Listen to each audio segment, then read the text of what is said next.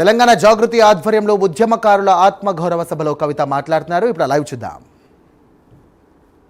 అట్లానే ఒకరు కాదు రెండు కాదు అనేక మంది స్వాతి ఉన్నది ఎవరమ్మా జయ శ్రీనివాస్ గారి భార్య.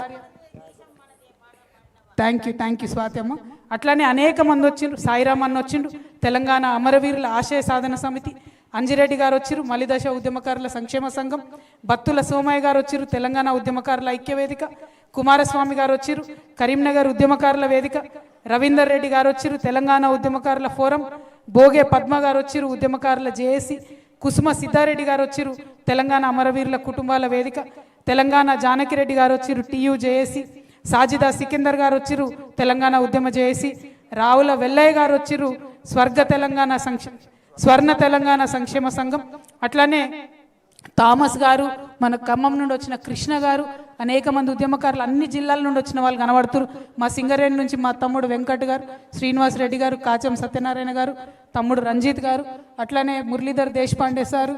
ప్రతి ఒక్కరికి వచ్చిన వాళ్ళకు పేర్లు మర్చిపోతే క్షమించండి, ఎక్కువ మంది ఉన్నాం. కానీ కలిసినటువంటి సందర్భం, కలుసుకుంటున్నటువంటి సందర్భం ఖచ్చితంగా చరిత్రలో నిలబడిపోయేటటువంటి సందర్భం.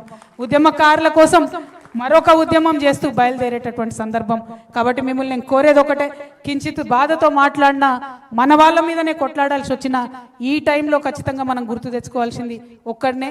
భగవంతుడు శ్రీకృష్ణుడు ఆనాడు చెప్పిండు, ధర్మం ఎటు ఉంటే నువ్వు అటుండు, ఆ పక్కన ఉన్నోడు నీ ఓడా నీ ఇంటోడా సుటమోడా అన్నది కాదు, ఎటు ధర్మం ఉంటే అటుండు అన్నారు. ఇవాళ ధర్మం ఉద్యమకారుల పక్షాన ఉన్నది, ఇవాళ ధర్మం అమరవీరుల కుటుంబాన పక్షాల ఉన్నది. కాబట్టి వారి పక్షాన నిలబడి ఖచ్చితంగా పిడికిలెత్తి పోరాటం చేస్తామని తెలియజేస్తూ మీ అందరి దగ్గర కూడా సెలవు తీసుకుంటా ఉన్నాను. Thank you.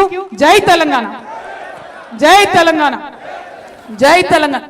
దయచేసి అందరూ నిలబడి అట్లనే అభివాదం చేయండి. మీరు జరగండి, జాగృతి పిల్లలు జరగండి. జై తెలంగాణ అందరూ అభివాదం చేయండి అన్న చేతులెత్తి. జై తెలంగాణ, జోహార్ తెలంగాణ అమరవీరులకు.